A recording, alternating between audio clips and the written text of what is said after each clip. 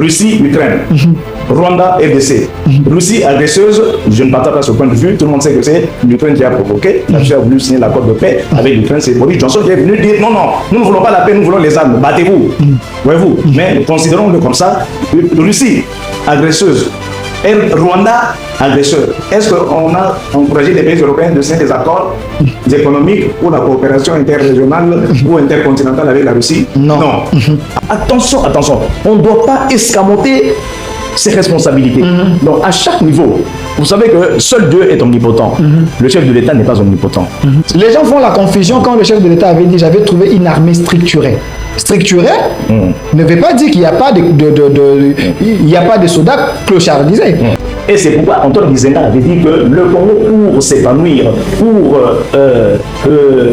aller vers son progrès, doit coopérer avec l'Orient, c'est-à-dire avec Moscou, et actuellement avec le BRICS. C'est ça que Gizenga avait laissé entendre depuis la nuit des temps, jusque dans sa tombe.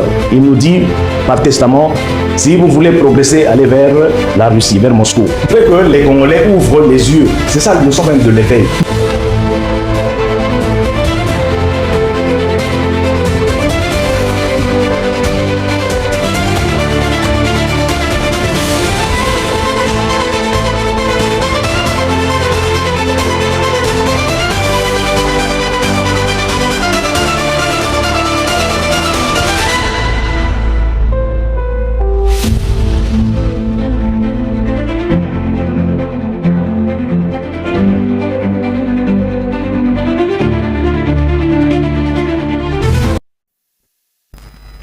La République démocratique du Congo, un pays béni par Dieu, mais pour les autres, avec un peuple distrait, fainéant. Cela nous pousse à inviter les Congolais de bonne qualité pour décrypter, analyser. Ce que je vous avais dit, nous tous, nous devons défendre le Congo selon l'article 63 de la Constitution. Parce que nous nous disons que nous sommes des Congolais. Est-ce que nous sommes des Congolais de bonne ou de mauvaise qualité? Un Congolais de bonne qualité est celui qui défend sa patrie. La priorité, c'est son pays. La priorité, c'est l'intégrité territoriale de son pays. Ceux qui prennent les armes pour nous tuer, est-ce des Congolais de bonne ou de mauvaise qualité? Vous qui êtes en train de nous suivre, quand vous soutenez des rebelles, êtes-vous Congolais de bonne ou de mauvaise qualité? Nous n'avons que ces Congos, les individus vont passer, mais le Congo va rester. Défendons le Congo selon l'article 63 de la Constitution. Maître Moussouloukou Kambakam, l'homme qui veut que les Congolais se réveillent. Vous êtes un scientifique vacciné. Soyez le bienvenu. Merci, monsieur le général Delphin. Je salue les téléspectateurs et je prie tous les Congolais de s'aligner sur nos valeurs communes et à soutenir le chef de l'État. Parce que c'est lui qui a notre destin à nous tous en main. Quand il dit à nous tous, c'est dit à ceux qui sont Congolais et non à ceux qui se disent Congolais. Voilà. Alors, vous dites qu'il faut soutenir les chefs de l'État. Vous m'avez dit, Delphin, je veux que les gens se réveillent. Comment soutenir un président qui signe les accords, qui met à mal nos minéraux, un accord qui brade nos ressources? Vous demandez aux Congolais de les soutenir au lieu de dire aux Congolais de lui dire que vous avez trahi la nation. Oui, monsieur le journaliste, je suis très ravi d'entendre le mot mal. Comment soutenir un chef de l'État qui met en mal les... C'est ce que les opposants disent. Oui, le mot mal. Ont-ils totalement tort? Non. Totalement raison? Non plus. Mais il est un brocard qui dit entre deux mots, MA8, le mal, deux mots. Il faut choisir le moindre. Ok. Ne pensez pas que le chef de l'État le fasse de bon cœur, non. Mais il a pris deux éléments ou deux valeurs, il les a mises sur deux plateaux de la balance entre les richesses, qui sont des choses, et les vies humaines, qui sont inestimables en argent. les richesses sont évaluables, les vies humaines ne sont pas évaluables en numéraire. Alors, entre les deux mots, perdre les vies humaines ou sacrifier les richesses naturelles. Il faut choisir le moindre. Le moindre mal, c'est d'exposer nos richesses en contrepartie de la pacification de notre pays, de la sécurisation de notre pays. Et la sécurité, il y va de l'intérêt du peuple. C'est pour qu'il y ait moins de morts. Ou sinon, plus jamais de morts. Vous êtes un internationaliste, vous avez fait des recherches sur les histoires du monde. Et est-ce les États-Unis est un pays sérieux pour nous amener à la paix? Il semblera que les États-Unis aillent à soutenir le Rwanda pour que le Rwanda nous massacre. Comment aller vers la personne qui a comploté pour que le mal nous arrive? Est-ce que les États-Unis, ce n'est pas un mauvais arbitre? Personne n'ignore que les États-Unis, la Grande-Bretagne, l'Union européenne, l'Allemagne, la France, oui, donc l'Union européenne, ainsi que les États-Unis qui forment l'Occident, sont à l'origine de nos malaises, de nos malheurs. Ça, tout le monde le sait, parce qu'ils organisent, ils fabriquent artificiellement des guerres, et pour se taper des richesses, ça, on le sait. Et c'est pourquoi Antoine Gizenga avait dit que le Congo, pour s'épanouir, pour aller vers son progrès, doit coopérer avec l'Orient, c'est-à-dire avec Moscou, et actuellement avec le BRICS. C'est ça que Gizenga avait laissé entendre depuis la nuit des temps, jusque dans sa tombe. Il nous dit par testament: si vous voulez progresser, allez vers la Russie, vers Moscou. Et il ne vous aura pas échappé que c'est grâce à Moscou, c'est-à-dire Khrouchtchev, que nous avons obtenu notre indépendance, que la Belgique, c'est-à-dire l'Occident, nous refusait, sous prétexte que nous n'étions pas matures. Et voilà la preuve de la maturité de l'Occident. Ça constitue à armer le Rwanda, l'Ouganda, le Kenya. C'est ça la preuve de la maturité de l'Occident. De l'Occident, pour pouvoir violer nos femmes, violer nos bébés, tuer les mamans. Les bébés baignent dans le sang de leur mère, continuant à téter, croyant que la maman est vivante, alors qu'elle est déjà décédée. Piller nos richesses au lieu de les acquérir de manière licite, légale. Voyez-vous? Non, ils arment les pays, le Rwanda, pour pouvoir violer le traité de Westphalie de 1648, qu'eux-mêmes ont consacré. Voyez-vous? Alors, le droit à l'autodétermination du peuple, le droit du peuple à l'intangibilité de ses frontières, tout ça, c'est violé par ceux qui ont confectionné ce principe pour des raisons mercantiles, pour des raisons de lucre. Donc, voilà ce qu'eux appellent l'intelligence, voilà ce qu'eux appellent démocratie. Les démocrates arment les autocrates africains. Alors, nous disons ceci, que le moindre mal, j'ai dit entre deux mots, il faut choisir le moindre. Nous devons prendre conscience de notre situation. Sommes-nous dans un état de force ou de faiblesse? Nous sommes en train de conclure des accords dans un état de faiblesse. Et vous voyez que c'est pourquoi nous disons que prenons ça d'abord, c'est le moindre mal, et après, lorsque nous redeviendrons forts, et lorsqu'il y aura l'éveil de la conscience du peuple congolais. Des Congolais de bonne qualité, que moi je ne cesse de... Oui, des Congolais de la bonne qualité, comme le disent le journaliste talentueux Delphin et M. Gustave Kalonji Wamulumba aux États-Unis. Voilà, ça c'est l'expression qui leur est chère et que nous adoptons également. Nous avons besoin des Congolais de bonne qualité, parce qu'il en est de mauvaise qualité et qui sont pléthores. Ils sont corps et les gens. Voyez-vous? Je les salue, ne fait que relier les concepts que j'ai créés, Congolais de bonne qualité. Oui, c'est bon. Voilà. Alors, nous disons que avoir conclu avec les États-Unis, c'est sage de la part du chef de l'État, dans la mesure où il faut éteindre l'incendie à l'origine. Ok. C'est ça, les États-Unis et l'Union européenne, c'est ça l'origine de l'incendie du Congo. Nous sommes incendiés par leurs faits. Alors le chef de l'État ne devait pas se rendre comme ceux qui se sont mal dirigés au Rwanda pour aller éteindre les effets, c'est-à-dire pour dissiper la fumée alors qu'il fallait éteindre le feu. Le chef d'État est allé éteindre le feu à l'origine, c'est-à-dire vous qui armez le Rwanda, vous qui le soutenez, vous qui lui donnez des privilèges, vous qui signez avec lui des contrats sur les minerais qu'il n'a pas. Je vous en prie, venez par la grande porte. N'allez pas jeter auprès de l'assassin et du receleur en même temps. Parce que vous risquez vous aussi d'avoir la même nature que le Rwanda receleur.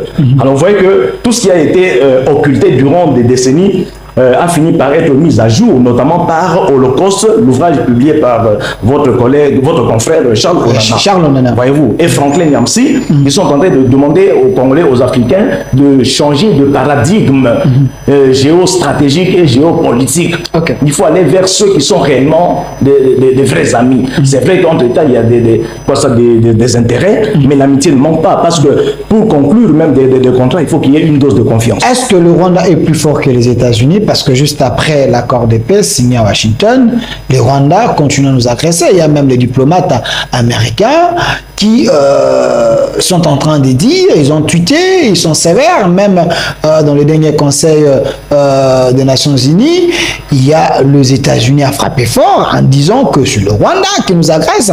Les États-Unis vont utiliser les moyens qui sont à leur disposition pour mettre fin à cette histoire. Croyez-vous à l'approche des États-Unis? Bon, vous savez, moi, j'ai toujours tendance à établir une nette distinctivité entre les États-Unis, c'est-à-dire le gouvernement ou l'administration américaine, et l'individu Donald Trump. Ok. Ce sont il y a une différence. Deux êtres différents. L'administration et l'individu. Mais c'est lui le patron de l'administration, c'est lui qui donne les tons à l'État américain. L'État américain est une personne morale. Or, il est suffisamment connu que les États n'ont pas d'état d'âme. En revanche, l'individu Donald Trump est doté de la conscience et de l'âme, et donc a un état d'âme. Et son état d'âme a été façonné de manière positive pour nous, Congolais, dès l'instant où le sniper a osé porter atteinte à sa vie pour l'éliminer physiquement. Alors Dieu l'a épargné et il a reçu une leçon pour comprendre la valeur de la vie qu'il faut conserver. Parce qu'il faut préserver la vie, il a moins compris l'importance. C'est ainsi qu'il se dit non, par extension, je dois aussi préserver les vies des Congolais qui sont en train d'être décimés à l'Est. Okay. Voyez-vous, ça Donald Trump l'a bien compris parce qu'il a vécu l'expérience de la mort. C'est ainsi qu'il se dit, Seigneur, je te rends grâce, maintenant je vais aussi épargner les vies humaines qui sont en train d'être éliminées à l'Est.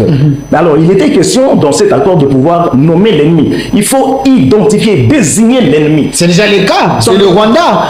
Et qu'est-ce qui est censé suivre? Oui, nous tous nous savons que c'est le Rwanda. Est-ce que le Rwanda est plus fort que tous ces pays réunis dans les concerts des nations? Est-ce que le Rwanda est un bébé capricieux qu'on doit pas punir? Comment expliquer? Tout le monde sait, il y a des condamnations, mais sur terrain, le Rwanda agit comme un électron libre. Voilà, bonne question. Le Rwanda n'est pas plus fort que tous les bandiens ou tout l'Occident réuni.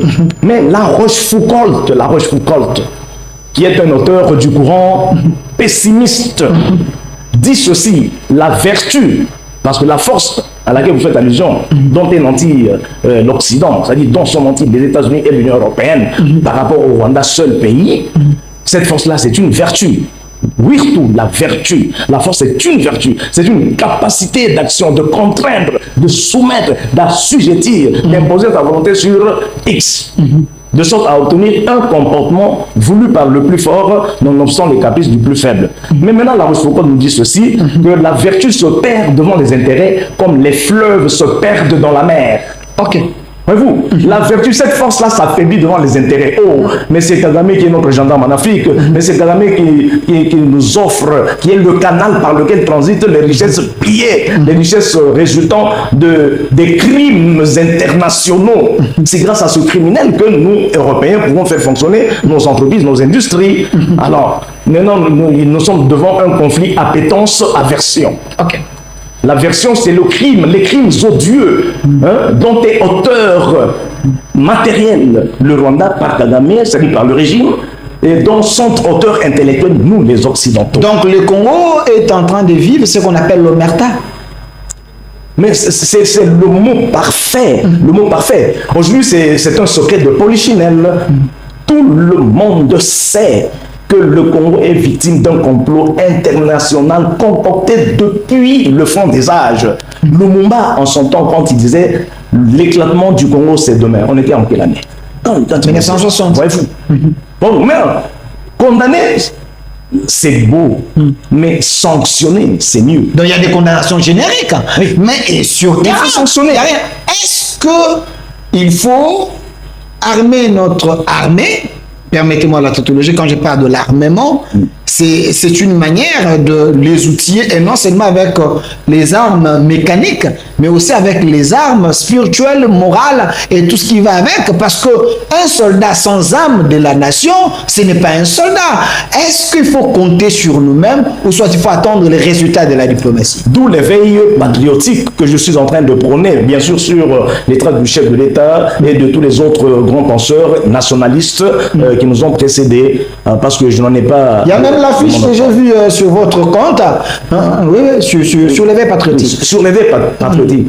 Quand on dit éveil, ça veut dire le réveil.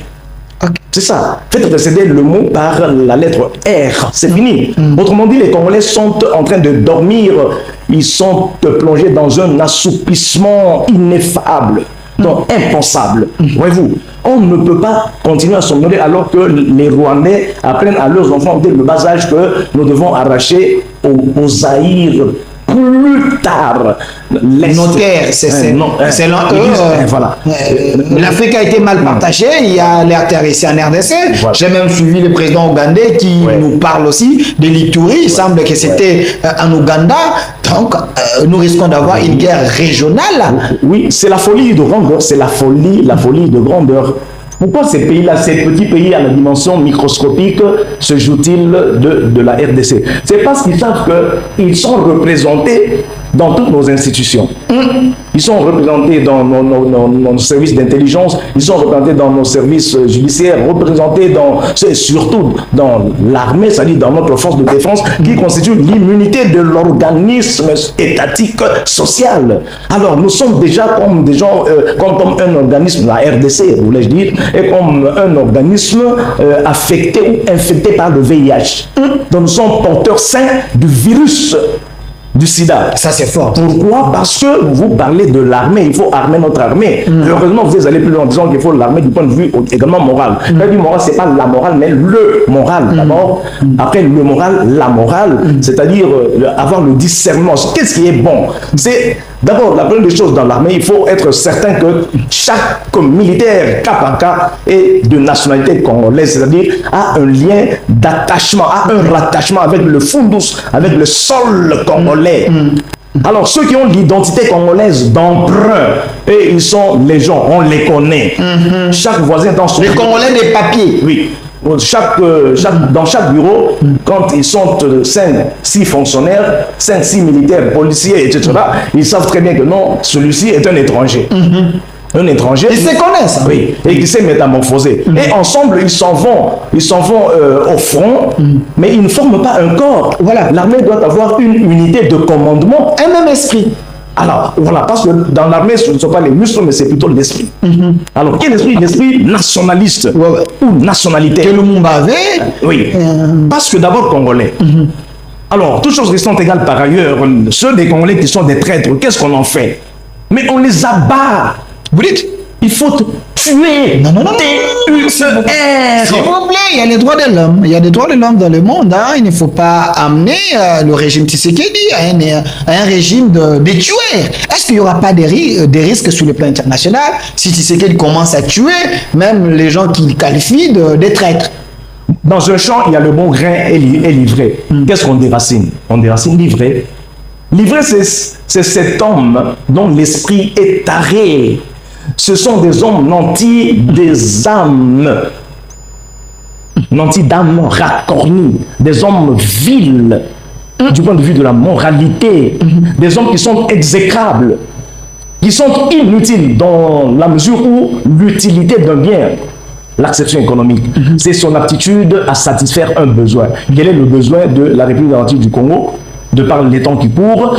Le besoin de la République démocratique du Congo, c'est de préserver son intégrité territoriale, de faire respecter la souveraineté nationale et internationale, que ses frontières soient respectées et non pas ignorées, non pas outrepassées. Or, ce que nous vivons actuellement, c'est l'ignorance, le mépris de notre droit internationalement reconnu. Alors, ceux qui sont en train de concourir au bannissement de la race congolaise, qu'est-ce qu'on en fait? Mais il faut les bannir aussi. Parce qu'on dit qu'il tue par l'épée, périra par l'épée. Vous savez, par la traîtrise d'un seul général, d'un seul soldat au front, combien de vies humaines nous perdons, combien de villages sont décimés et combien de populations sont déportées. Nous sommes déjà au-delà de 7 millions de déplacés. Voyez-vous? Il semble que les Congos dans ces lois, les Congos n'autorisent pas la peine de mort. Ici, quand on les arrête ici, il y a des généraux qui sont ici, dans les geôles de l'ANER, ils sont jugés, ils sont condamnés. Il y a même l'ancien chef d'état-major, Tuewe, qui est entre le main de service de sécurité, ancien chef d'État, ancien chef de maison militaire, aussi arrêté. Mais il y a ceux qui pensent qu'il faut les pendre, il faut les tuer, mais les autres disent, vous ne pouvez rien parce qu'ils sont protégés par vos lois. Comment expliquez-vous? Vous êtes quelqu'un qui baigne dans nos lois. Vous êtes un maître avocat, juriste. Nos lois reconnaissent la peine de mort, Alors pourquoi y a-t-il un moratoire? Pourquoi y a-t-il eu un moratoire s'il n'y a pas de peine de mort? C'est un moratoire à la peine de mort. C'est-à-dire que la peine de mort existe, maintenant on dit ne l'appliquez pas. Mais pas la peine de mort, comme ça se faisait à l'époque de Mobutu. Rappelez-vous de l'histoire des martyrs. On avait tué des gens pendant la journée. Est-ce qu'il faut revenir sur ça pour que les gens aient quand même peur à ce qui est sacré? Il faut exécuter un jugement, comme le disait le professeur Bayona, et comme le disent tous les pénalistes, un jugement qui ne peut pas être exécuté est bon pour les tiroirs. Ça ne sert à rien de dire, oh, tel a été condamné à la peine de mort par d'autres militaires ou bien je sais pas. Ils sont très nombreux ici à condamner à la peine de mort, mais ils sont en train de vivre. À quoi ça sert? Ce ne sont pas. Il y a des gens qui préfèrent faire des bavires, trahir, parce qu'ils savent qu'ils seront condamnés à la peine de mort, et ça ne sera pas exécuté. Et puis ils vont fuir, corrompre, et puis ils vont bénéficier de l'amnistie. De l'amnistie et autres. Vous comprenez un peu? Voilà. Alors, c'est pourquoi nous disons que l'État, comme nous dit Hans Kelsen, l'État c'est le droit. Et le propre du droit, c'est de punir. Et la Bible dit, rappelle-leur, titre 3, verset 1er, rappelle-leur d'être soumis au magistrat, d'obéir et d'être prompt à toute bonne œuvre, car ce n'est pas en vain que le magistrat porte l'épée pour exercer la vengeance et punir celui qui fait le mal. Tu vois, si tu fais le bien, tu n'as rien à craindre. Mais si tu fais le mal, crains. Car le magistrat est là pour te punir. Or, le chef d'État, c'est le magistrat suprême. Il faut qu'il commence à guillotiner, à pendre, à fusiller les traîtres, non pas la nuit, mais à midi, appeler les semblables qui sont en train de concevoir les mêmes projets de trahison ou de la haute trahison, comme ça qu'ils viennent vivre, qu'ils voient, comme ça qu'ils restent avec des souvenirs traumatiques, indélébiles, comme ça je dis, non, dans ce pays on ne peut pas oser. Vous savez, dans les pays où on punit à la peine de mort ceux qui détournent les données publiques, peut-être en Iran, en Chine, etc. Ces pays-là sont ils sont développés. Les gens ont peur de ce qui est de l'État, des choses sacrées. Mais ici chez nous, il y a des gens qui détournent, il y a des gens qui se sentent à l'aise. Hier même, je suis vu, monsieur Massoula, quel est le mot que le chef a utilisé face à ces jeunes-là concernant l'armée? J'ai oublié. C'était quand même fort. Il a dit, il a trouvé notre armée, il a utilisé un terme-là, ça risque de venir. Mais c'était un peu péjoratif par rapport à nous. Oui, si nous parlons de notre armée, que nous avons une armée, bon, il faut relativiser. Ça, c'est une affirmation relative. Voilà, il a parlé d'une armée de clochards. L'armée était clochardisée. Oui. Clochardisée. Voilà, justement. Et puis des affairistes. Voilà. Voyez-vous, lorsqu'on est militaire, mais votre maman s'appelle comment? La discipline. Existe-t-il la discipline au sein de l'armée? Lorsque nous voyons à la cité un sergent manquer des égards à un lieutenant ou un sous-lieutenant, à un adjudant-chef, non, ça ne peut pas se faire. Lorsque vous voyez deux collègues policiers se disputer, vous ne me connaissez pas, hein? Attention. C'est changer même les coups, on les filme, on ne comprend pas. Donc le chef de l'État a raison que l'armée était clochardisée. Alors, maintenant, à qui la faute? Il faut faire très attention, parce qu'on dit qu'il n'y a pas de mauvaise troupe. Attention, on ne doit pas escamoter ses responsabilités. Donc à chaque niveau, vous savez que seul Dieu est omnipotent. Le chef de l'État n'est pas omnipotent. C'est ainsi qu'il y a répartition des attributions. Voilà, des tâches. Job description. Chacun s'occupe de. Là où il y a des groupuscules, il y a toujours un chef. Et c'est ça le sens même de l'organisation. Et on parle même de l'organigramme. parce que dans l'armée on parle de pelotons, on parle de sections, on parle de brigades, etc. Voyez-vous, ça veut dire que vous êtes répartis même dans des bureaux, dans l'administration, vous avez le chef de bureau, vous avez le directeur, vous avez le secrétaire général, vous avez, etc. Vous allez jusqu'au niveau des ministres, premier ministre, etc. Les gens font la confusion quand le chef de l'État avait dit j'avais trouvé une armée structurée. Structuré ne veut pas dire qu'il n'y a pas il y a pas de soldats clochardisés. Donc sur le plan des structures, sur le plan de l'organigramme, tout était bien. Mais au fond, les éléments qui étaient là, ces gens-là ont été clochardisés. Voilà pourquoi il a dit j'ai fait de mon mieux que le soldat puisse toucher $500 ou $300.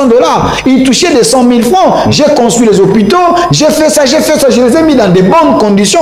Mais il a compris que l'arme de ces soldats était une arme en errance.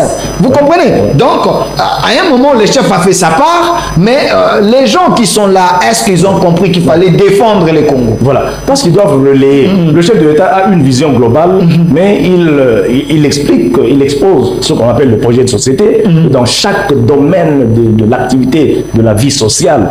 Alors, aux autres structures, aux autres chefs, aux autres organes de pouvoir mettre la vision globale du chef de l'État en pratique, chacun en ce qui le concerne. Alors, ici, quand on dit que nous avons une armée, c'est oui et non. Si nous avons une armée, c'est que notre armée est une armée congolaise. Mais si nous y trouvons des éléments d'extranéité, voilà, et qui sont aux antipodes des objectifs d'une armée. Dans les éléments nuisibles, des ramassis. Voilà, là, on n'a plus une armée. Voilà pourquoi, au front, nous sommes en train de faire fiasco par moment. Donc, il faudra que le chef d'État mobilise les forces spéciales parce qu'elles sont loyales.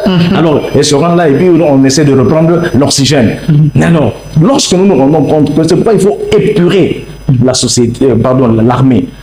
Quand on se rend compte que tel n'est pas congolais, mais c'est fini, on l'élague. Et celui qui trahit au front, on l'abat. Mais Jean-Pierre Bemba a eu des problèmes, parce qu'il avait instauré un système dans l'armée que tout soldat ou généraux, officier doit s'identifier. Qu'on sache il est né où, qui est sa mère, son parcours. Les gens ont fait la défection dans l'armée parce qu'ils ont dit que là, on a commencé un peu à trop nous serrer. C'est fondamental. C'est d'abord prioritaire. Fondamental que de commencer par l'identification. Qui es-tu, toi qui viens prétendre solliciter le service sous le drapeau congolais? Qui es-tu? C'est ça l'identification. Parce que si tu n'es pas lié au sol, à la terre de nos ancêtres, mais tu ne sauras pas la défendre, tu n'as aucun intérêt. C'est la maison du voisin qui brûle, c'est pas ma maison. Voyez-vous, c'est pourquoi ceux des forces étrangères qui sont chez nous, quand ils arrivent au front, les militaires voient les ennemis, ils veulent tirer. Ils disent non, toi tu veux tirer quoi? Ne tirez pas. Alors repli stratégique. Cette histoire nous fait mal, des replis stratégiques. Alors, qui donne ces ordres? Qui donne ces ordres? Ce sont les étrangers ou bien ceux des Congolais véreux qui sont en connivence avec les étrangers. Non, ceux qui donnent les ordres là, c'est les chefs de groupe, donc les soldats de mauvaise qualité qui ont leur âme au Rwanda, mais ils sont dans notre armée, et le résultat des brassages et mixages. Regardez ces gens qui sont dans notre armée avec des faciès un peu comme Kagame, comme... Vous voyez, c'est ces gens qui... Non, ils ont des tenues semblables à la nôtre. C'est une tenue semblable à notre. Mais leur corps et âme n'est pas au Congo. Non, pas corps et âme, je dis bien la morphologie. Alors, oui, vous ne savez pas pour rien qu'on a appelé le phénotype, c'est-à-dire ce qui apparaît, le faciès. Les faciès. C'est facile de découvrir que tel est nôtre ou tel ne l'est pas. Quelqu'un qui a un faciès dubitable ou dubitatif, qu'est-ce qu'on fait? Donc mettez-vous en réserve. Nous ne refusons pas aux étrangers de pas ça. Oui, vous faites on ne refuse pas aux étrangers. Nous pouvons leur donner la nationalité, les Rwandais, ainsi de suite, mais accepter que vous êtes d'origine rwandaise ou quelle. Ça s'est fait, nous avons des Congolais français un peu partout. Mais pourquoi eux nous infiltrent? Dans l'armée, ils ne peuvent pas. Dans l'armée comme dans la police, un étranger naturalisé congolais ne peut pas dépasser le grade d'adjudant-chef. C'est ça. Ça s'est fait aux États-Unis un peu. Ou de chef de bureau. Pourquoi? C'est pour éviter qu'ils puissent pénétrer dans les secrets de notre défense. Parce que ça, c'est une vulnérabilité. Vous avez vu les James Kabarebe quand ils sont venus ici. Les Bosco Tanganda. Quand ils sont venus, c'est fini. Ils ont pénétré la vulnérabilité du Congo. C'est pour ça que c'est par la gauche, on entre, on passe. Merci. Donc le Congo a été déviagé par il faut refaire l'armée. Le chef d'État doit reconstituer l'armée. Nous avons beaucoup de jeunes. On a beaucoup de jeunes. Tous ceux qui sont soupçonnés, on les remercie, ils vont en retraite, ils vont faire la menuiserie. Chacun les envoyer au service national, ils peuvent aider quand même avec le lieutenant général Kasson Okaboué. À défaut de les abattre. Merci, nous chutons avec vous. Je vois là-bas, j'ai vu ça dans les réseaux sociaux. Ça veut dire quoi, mettre comme Moussouloukou? C'est affiché 100 ans de surkiller. Oui. Ici, ce qu'il faut comprendre à travers de cette image très illustrative et très diserte, c'est que je suis de la commune de Ndjili qui est portée par le district de Tchangou, qui est reconnu comme étant le district patriotique. Voilà. Là où il y a des foules. Voilà. Les gens sont engagés. C'est notre district qui a capturé les rebelles armés, mais à main nue. Voilà. Ils ont reçu des morottés de Tegouruma. Voyez-vous? Parce que chez nous là-bas, il y a beaucoup de sportifs. Ah oui. Voyez-vous? Alors, il y en a qui ont reçu des crochets de Giapuchuki, de Kubi Mawashi.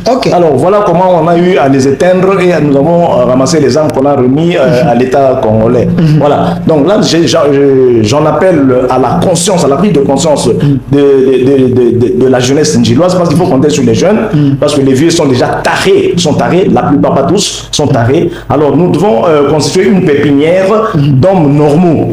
Parce qu'il y a Salus, permettez-moi de dire qu'il y a Salus qui avait un jour évoqué une phrase, il dit: lorsque j'eus envie de rechercher quel ferment a pu donner naissance à ces hauts exploits du peuple romain pour contribuer à son apogée, c'est-à-dire à l'apogée de l'Empire romain, il m'a paru avec netteté à l'esprit que seule une poignée d'hommes d'une valeur hors pair était à l'origine de ces exploits. Alors, moi, maître comme Moussouloukou, ainsi que certains talents qui sont à Ndjili et par extension à Tchangou, à Kinshasa, nous allons faire une métastase par l'effet de contagion, du fait de l'osmose relationnelle. Nous allons nous transmettre le talent patriotique pour interpeller et éveiller les Congolais qui s'endorment et ronflent pendant qu'on est en train de gratter. Il y a des Congolais qui s'endorment et ronflent. Oui, et ronflent. Ils sont nombreux à ronfler. Même consciemment ou inconsciemment? Non, inconsciemment, parce que moins intelligents, enténébrés et ténébreux d'esprit. Voyez-vous? Alors, toutes ces âmes racornies, nous allons tout faire pour pouvoir les éveiller, et il faudra partir de quelque part. Et ce quelque part, c'est à partir de Jérusalem.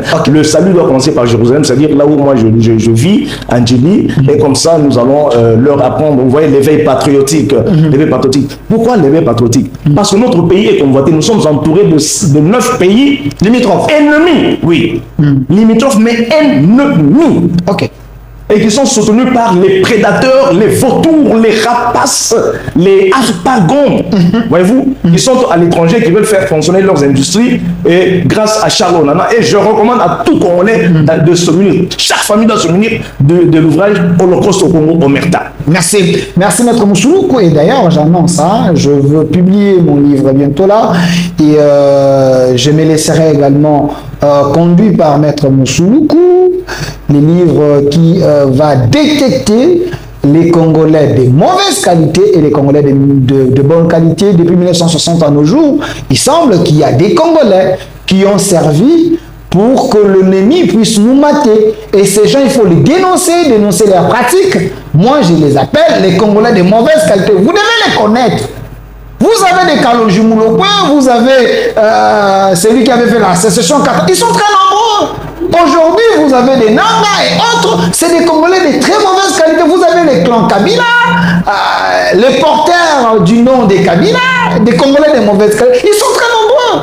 Mais non, il faut qu'il y ait un journaliste conscient et patriote comme moi qui peut vous aider à ce que vous puissiez lire, comprendre, afin que vous puissiez vous armer. Parce que nous n'avons que ces Congos. Merci à vous. Merci à Maître Moussouloukou Kamakam d'avoir répondu à notre invitation. Le mot de la fin, qu'avez-vous envie de dire que vous n'avez pas dit, que les Congolais vous suivent? Je voudrais que les Congolais ouvrent les yeux. C'est ça le sens même de l'éveil. Nous avons aujourd'hui sur la planète Terre 2 tableaux. Russie, Ukraine. Rwanda, RDC. Russie agresseuse, je ne partage pas ce point de vue. Tout le monde sait que c'est l'Ukraine qui a provoqué. La Russie a voulu signer l'accord de paix avec l'Ukraine. C'est Boris Johnson qui est venu dire non, non, nous ne voulons pas la paix, nous voulons les armes. Battez-vous. Voyez-vous. Mais considérons-le comme ça. Russie agresseuse. Rwanda agresseur. Est-ce qu'on a encouragé les pays européens de signer des accords économiques ou la coopération interrégionale ou intercontinentale avec la Russie? Non. Alors, appliquer les mêmes sanctions contre le Rwanda. Merci. Comme ça, il n'y aura plus deux poids, deux mesures. Merci à vous, chers Congolais. Si vous voulez participer ou soit apporter une idée de plus par rapport à ces livres, cet ouvrage que je veux publier, 082 091 05 06, c'est mon numéro, laissez-nous les messages. Nous sommes là, nous conscientisons les Congolais. Nous voulons que vous puissiez être du bon côté de l'histoire, que vous puissiez défendre le Congo. Nous n'avons que ces Congos. Défendez le Congo selon l'article 63 de la Constitution. Vous devez défendre le Congo, c'est vrai. Maître Oscar Moubiaï a créé Défendons le Congo. Moi, j'ai amené les concepts congolais de bonne qualité et de mauvaise qualité. Nous devons nous mettre ensemble. Les Congos d'abord. Les individus vont passer. Les Congos va rester. Défendons le Congo. Merci à vous. Une autre RDC est possible. Cette émission est déjà sur nos plateformes au Centre TV, Delcas Télévision, sur Facebook au Centre TV, sur Twitter Delphin Kassongo, sur TikTok au Centre TV et Delphin Kassongo. Une autre RDC est possible. Au revoir.